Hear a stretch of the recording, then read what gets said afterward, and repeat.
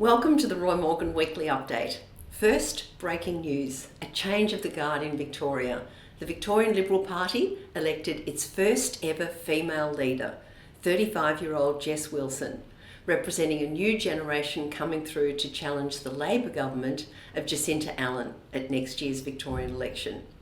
We'll be keeping a close eye on the Victorian political situation over the next year, set to be the first Victorian election contested by two women in the top jobs.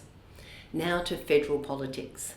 The latest Roy Morgan poll, conducted in November with an Australian-wide cross-section of 5,248 electors, found support for One Nation up 2% to 14%. That's its highest level of support for over 27 years, since July 1998. Support for the ALP was down 2% to 33%. Support for the Coalition was unchanged on 27%. The Greens were down 0.5% to 12.5%, and support for independents and other parties was up 0.5% to 13.5%.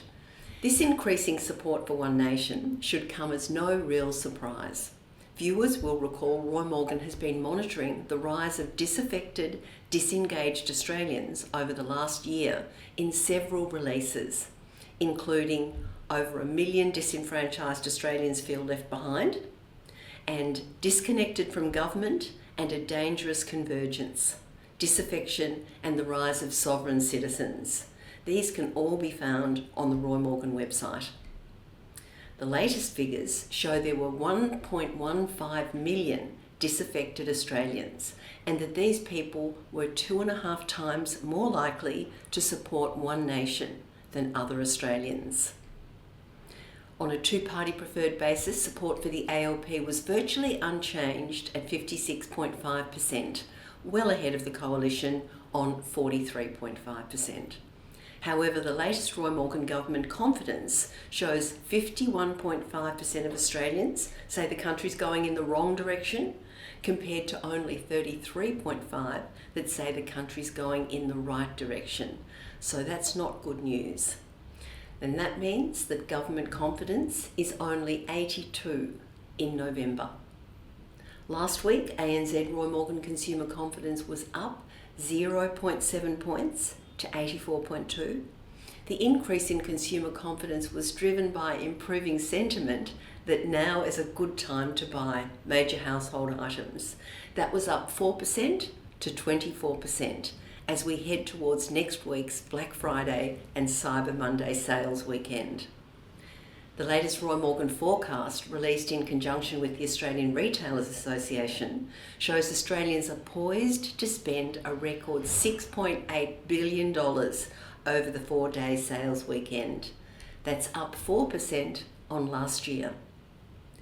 Now, the weekly ANZ Roy Morgan inflation expectations figure was unchanged for a third straight week at 5.2%.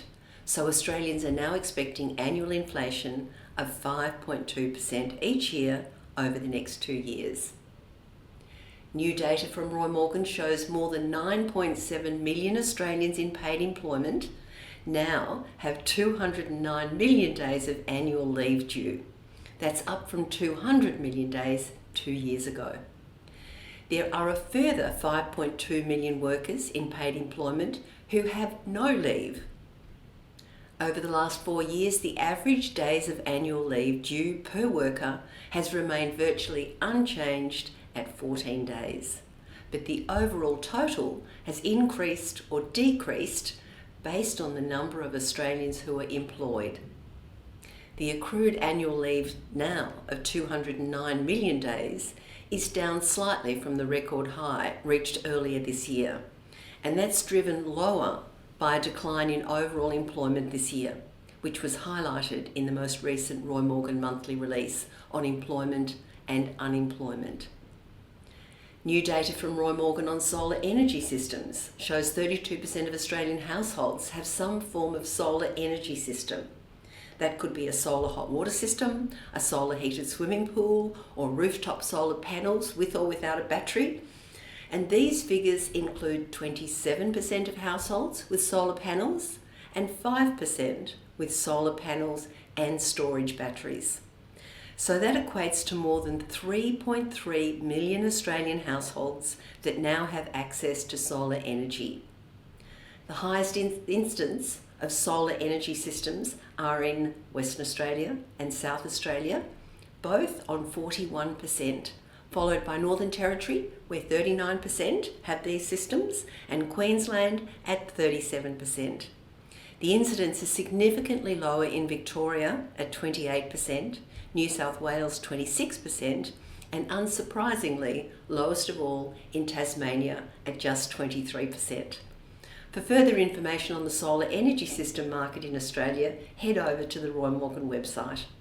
And looking forward to next week, I'll be back to bring you the latest data for consumer confidence, inflation expectations, and the latest figures on newspaper and magazine readership. Thanks for listening.